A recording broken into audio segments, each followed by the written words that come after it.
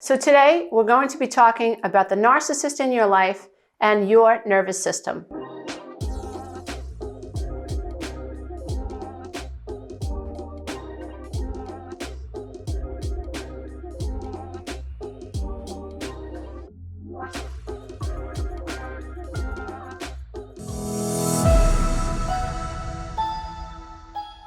If you love this content, please don't forget to click the subscribe button and the notification bell. This way, every time I upload a new video, you, dear one, will be the first to know.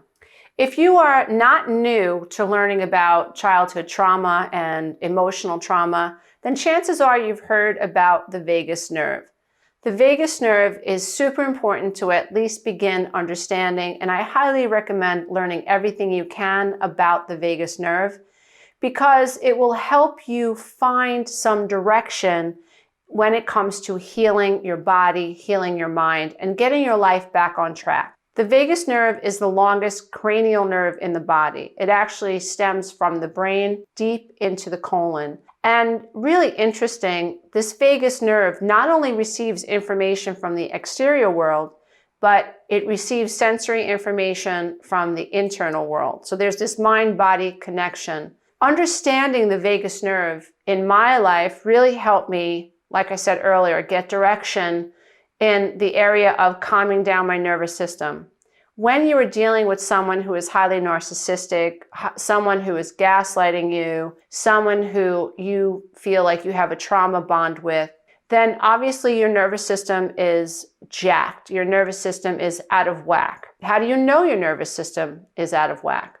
Well, how many times have you said to someone, or have you heard yourself say, I feel nervous, I feel anxious? There's a lot of electricity going on versus I feel calm, I feel content, I feel serene. When you are living inside a toxic marriage, a toxic relationship, or you have come from a toxic childhood home, then your nervous system has received information from the exterior world that has been downloaded and is now part of your interior world, which is also sending information back to your brain.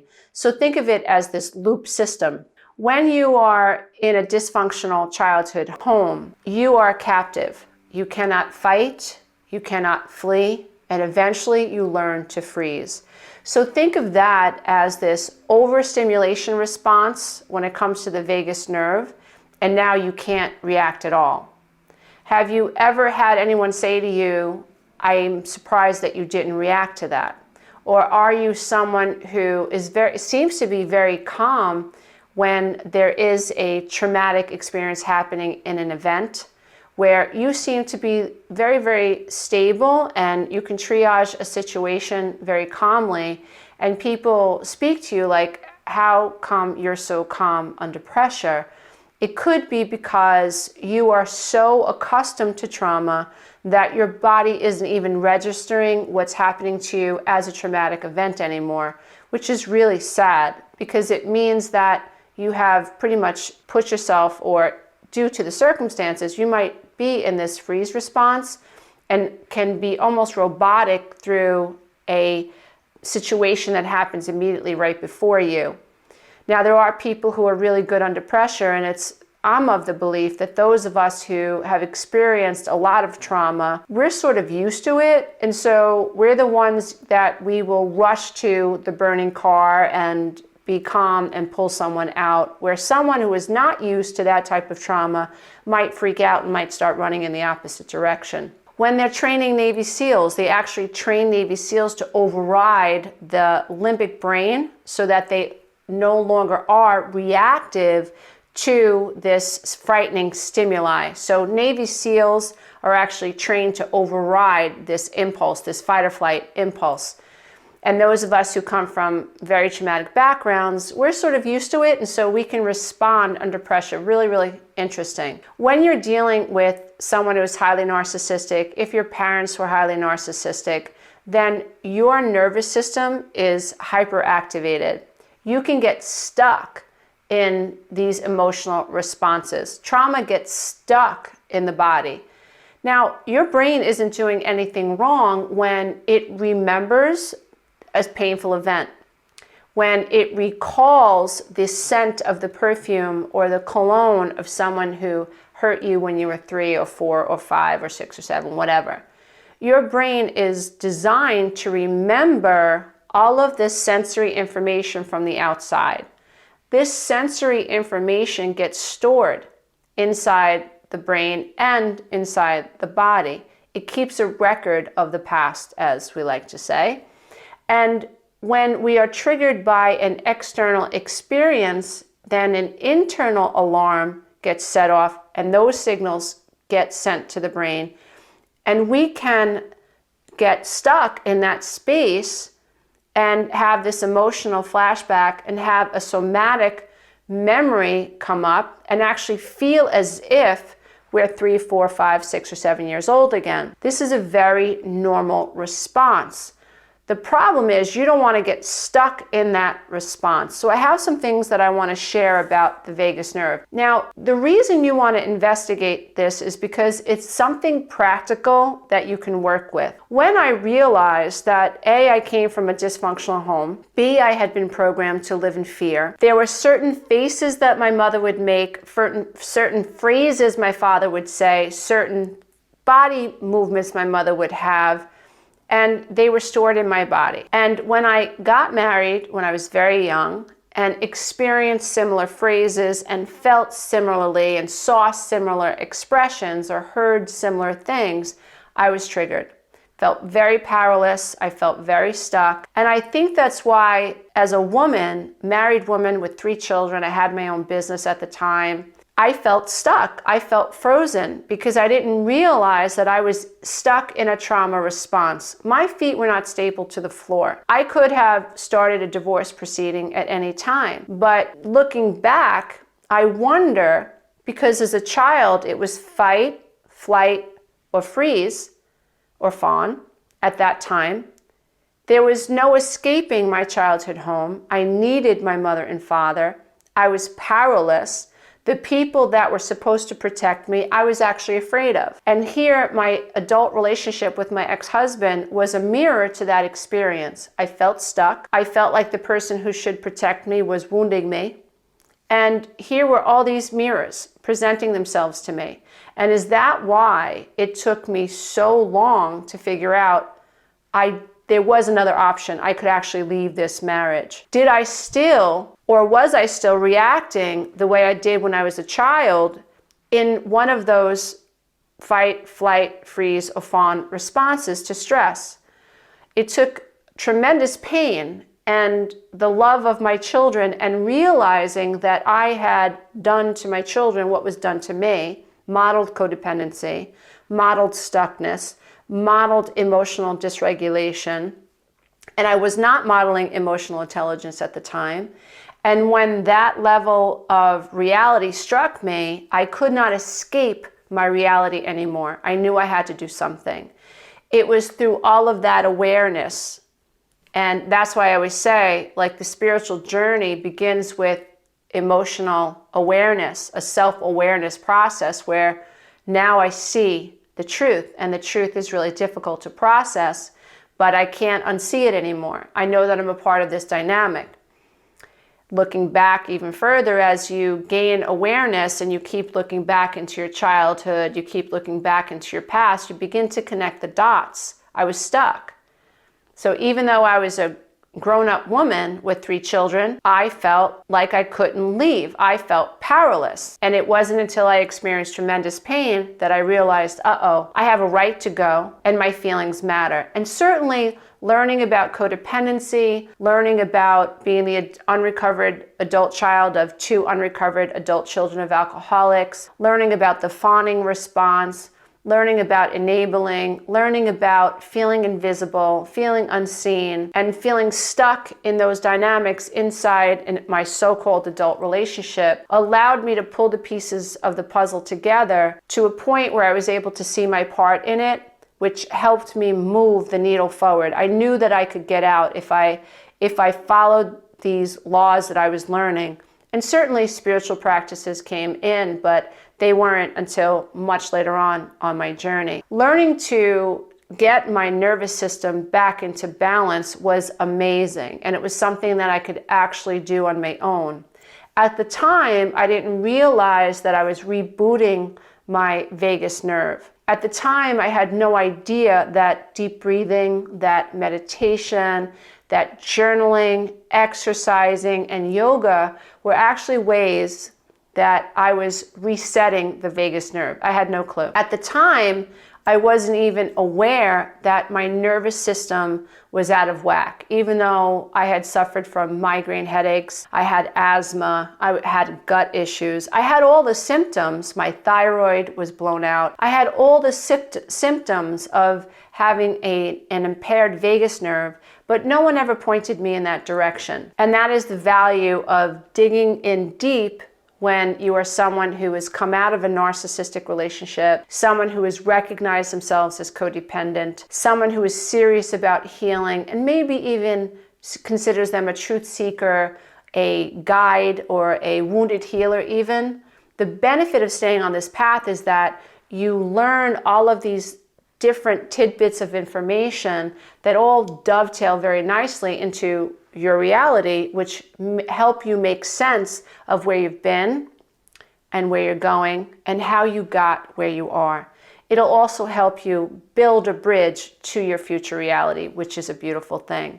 If you are emotionally dysregulated, if you are highly emotionally reactive, if you are someone who is still trying to prove the narcissist wrong, if you are easily triggered, if you are still experiencing gaslighting, if you are walking around on eggshells, chances are your nervous system is out of whack and it's highly activated. And what we want to do is find ways to calm it down. So here are some of the things that I want you to remember when it comes to the vagus nerve. When our life has presented us with tremendous stress and specifically trauma of some kind, and that could be gaslighting is trauma, abandonment trauma is trauma, insecure attachment is trauma.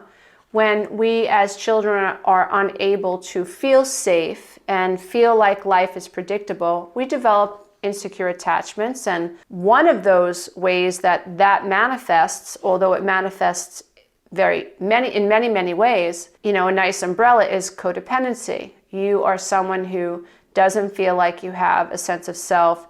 Your behaviors are changed because now you're toning yourself down, you're acquiescing, you become a servant to the people that you love, even the people that you work with. Your life is about servitude. You don't even know when you're being taken advantage of by a narcissist. You just follow the breadcrumbs, and if they get angry, you tone yourself down, or if they have a need, you figure out a way to fulfill that need. If they accuse you of something, you spend your life trying to convince them that that's not true. You end up feeling like you're walking around on eggshells and you don't even realize it. You just stay on that path. Yet you can't sleep, you can't eat.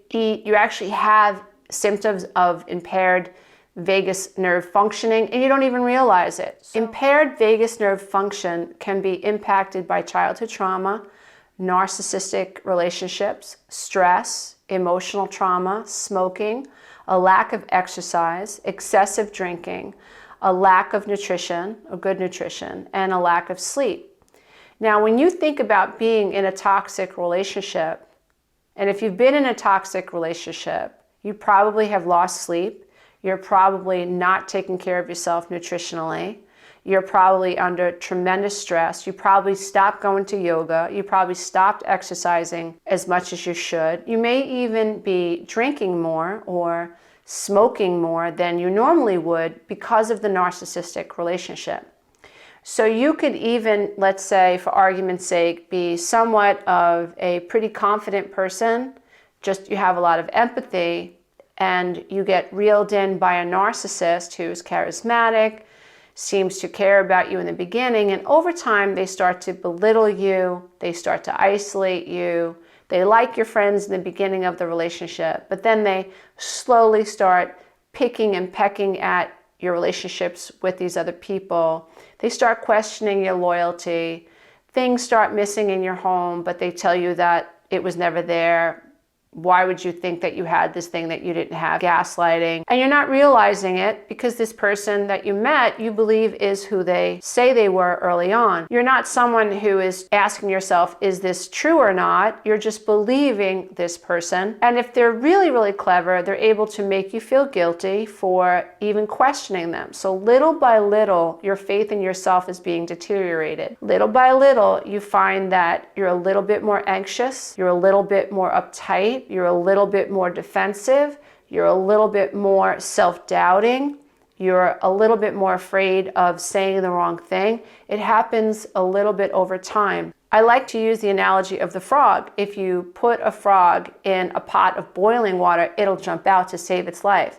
If you put the same frog in a pot of lukewarm water and you turn up the flame slowly, that frog will acclimate to that heat and will actually boil to death. It will actually die. And that's what happens to many people inside a toxic relationship. It's not like someone who has high narcissistic traits reveals themselves to you. This happens over time. So when you think about being in a narcissistic relationship, we don't even realize that we could, in time, experience vagus nerve impairment just as a natural consequence of being in such a stressful relationship.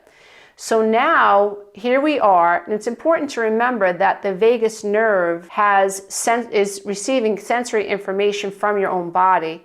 So when you're smiling, your vagus nerve is receiving information and relaying it to the brain saying, oh, everything's cool. When you are frowning or when your eyebrows turn down, when your back hunches over, all of these body movements, the facial expressions are sending sensory information to the vagus nerve. And the vagus nerve is sending this information to the brain, and the brain says, stress, stress, stress, something is wrong. If you've ever lived with someone who is toxic, who is angry, who is narcissistic, someone who has a really difficult time with rage, someone who blames you for everything, someone who has an addiction, you may not realize that it's not just what's happening outside of you that you need to be aware of. It's what's happening inside of you, and it's also how you're perceiving the experience by way of your facial expressions, by your own body movements. So the vagus nerve is receiving sensory information from the outside, temperature, touch, hearing, as well as receiving information from your own body and sending that back to the brain. So how does this help you? Well, this helps you because if you know that when you are standing in front of someone who's toxic, what you have control over is how you react to this person. It is so important that we learn to control our reaction to what's happening outside of us, which is super, super difficult to do, but it's essential. For those of us who are interested in the ego death and how we can transcend the shadows in our own shadows, it all parlays well because learning to control how I react to what's happening outside of me is the path to spiritual enlightenment. Because it's my ego, which is dense, which is dank, which is 3D, that wants to respond favorably or not so favorably to what's happening outside of me. So if I am completely in ego, I can be afraid of someone, terrified of someone, yelling at me, being angry at me. Codependents have a really difficult time with people being upset with them. It goes back to trauma, it goes back to survival, it goes back to abandonment. One of the telltale signs of a codependent is when they say, don't be mad, or please don't be mad at me. They start conversations off with, I hope you're not mad, or please don't be mad at me. There's a real fear there, and it's primal, and it goes back to the fear of abandonment from childhood, in my humble opinion. And so when we are dealing with someone who tends to trigger us emotionally and triggers our nervous system, it might be helpful if you realize the power that you have in your own body, the power to control how your body responds to what's happening outside of you. It's helpful to remember that you and this person are not one. It's helpful for you to remember that in this experience, when someone is angry or someone is irrational, your goal is to not react to this person's reactivity. Super difficult, but it can be done. How this can help you is by, or at least learning about the vagus nerve, it just makes sense. If you know that the vagus nerve is very much paying attention to or tied to sensory information from the face. Your facial expressions are sending information to your brain via the vagus nerve. If you know that the vagus nerve runs right through the solar plexus down into your gut, then you know that when your heart space changes, when your heart feels constricted, or when your heart is breaking, right? We say, oh, my heart is broken. Be careful of the words that you use, because when your solar plexus contracts, it's sending information via the vagus nerve to the brain, danger, danger, danger, and this affects your nervous system. It's a feedback loop. So something's happening that's negative outside of me. I am responding to it internally. I have facial expressions, and my brain is receiving information now from my internal system through sensory pathways all throughout the vagus nerve. And by the way, vagus in Latin means to wander. The vagus nerve wanders all throughout the body. When my throat chakra is locked, when I feel like I can't speak my truth, the vagus nerve runs through the larynx, the soft palate of the mouth.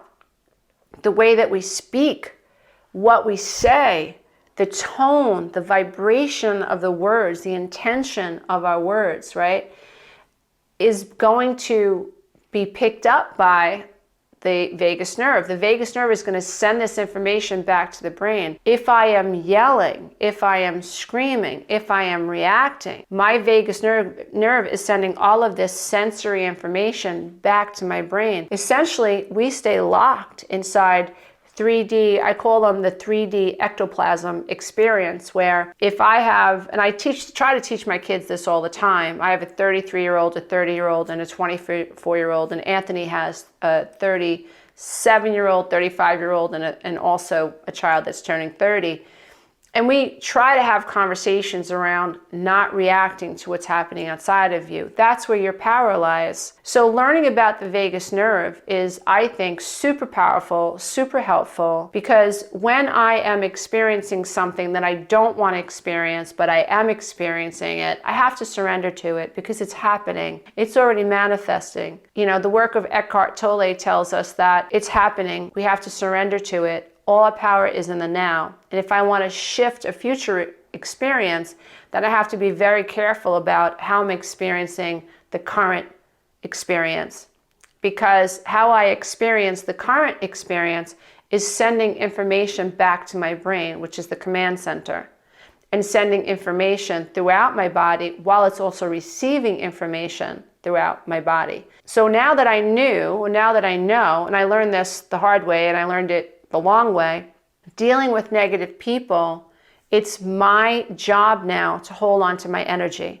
It's my job not to frown, not to bury my head. It's my job to stand up straight, keep my chin up, and if I can, not to be a smart aleck or anything, but just to like a little bit of a smile with my lips turned up, very calm and very serene. I don't want to be affected or infected by this person outside of me, but I will be, and I will absorb this person's energy, and my body will feel it by way of me hunching my shoulders, getting really small, protecting myself, frowning, crying, saying things that represent fear. All of these things that my body is doing is sending information to my brain that triggers a response. And so it is helpful for me in very climactic situations, if you will, or very triggering situations. It's helpful for me to remember to stand up straight. That'll help my vagus nerve completely feel relaxed, make sure my head is on top of my shoulders and I'm not hunching forward.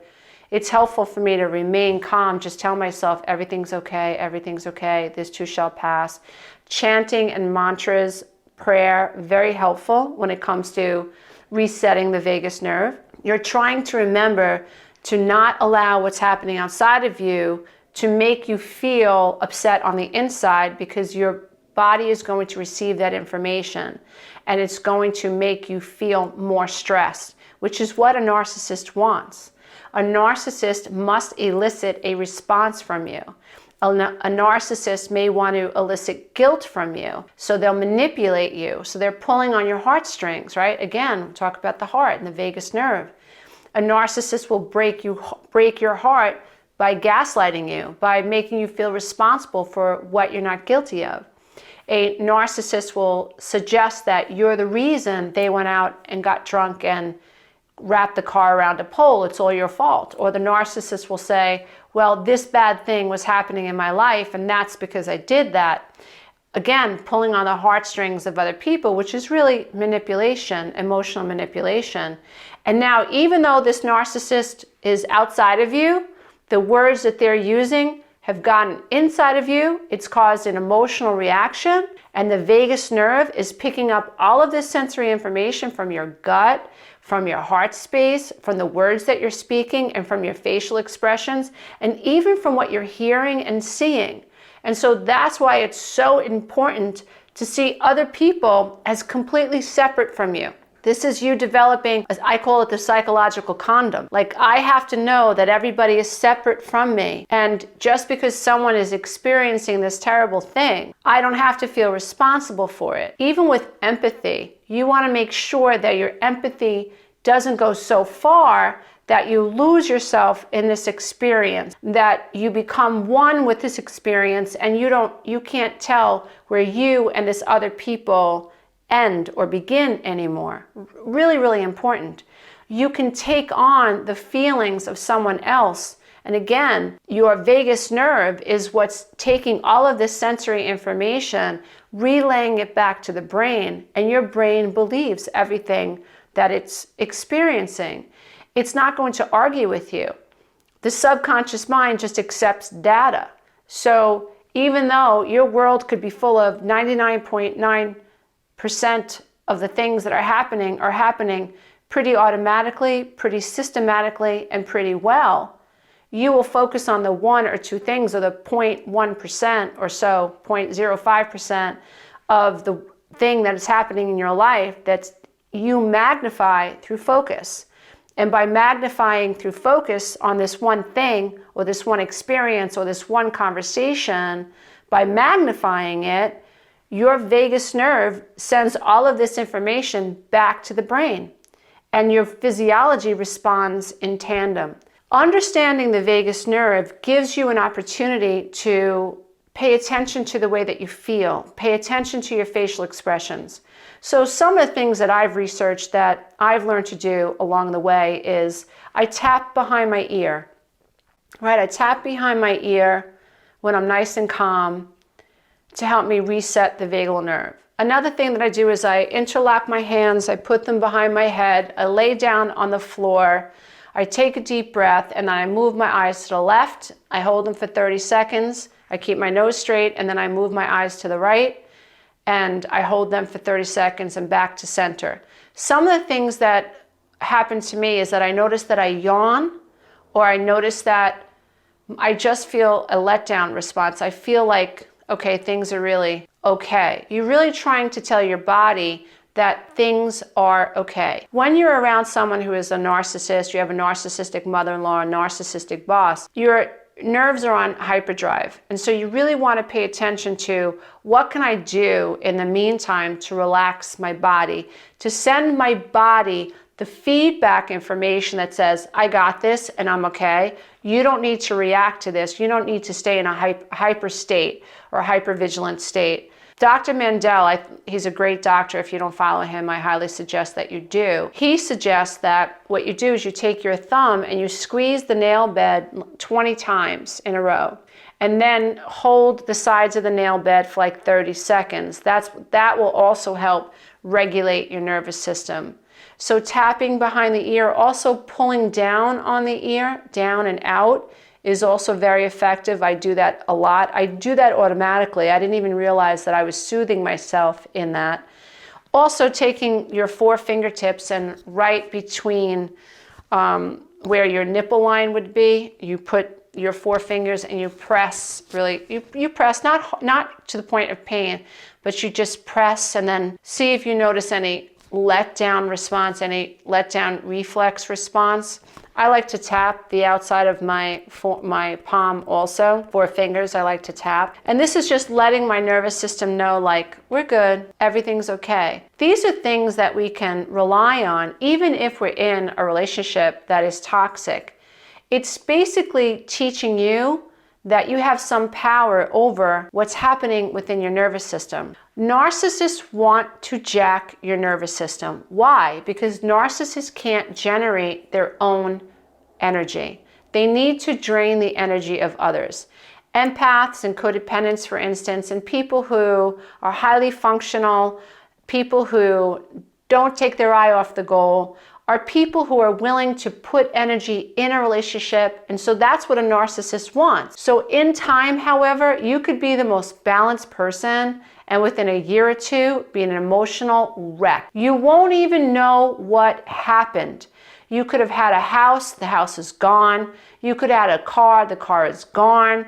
You could have had a nice home, the house is a wreck. You could have had a great job, you can't even go to work anymore. Why? Because your nervous system has been totally obliterated through this narcissistic relationship who has drained you emotionally and psychologically. When your vagus nerve gets locked and it is impaired, it's because it is more interested in keeping you in a state of fight or flight, which means the executive part of your brain is not able to be accessed. The good news is you can retrain the vagus nerve, you can retrain your nervous system, and I think these are great tips for anyone who's interested in becoming less anxious around someone who's highly narcissistic. When I learned Shuti Shuti, and many of you have heard me use this phrase, Shuti Shuti, that was me resetting my vagus nerve. I just didn't even know it. So it was the norm during the separation from my ex to receive 20 to 30 text messages a day and/or emails and/or phone conversations or voicemails on my home phone. Back in the day, I had a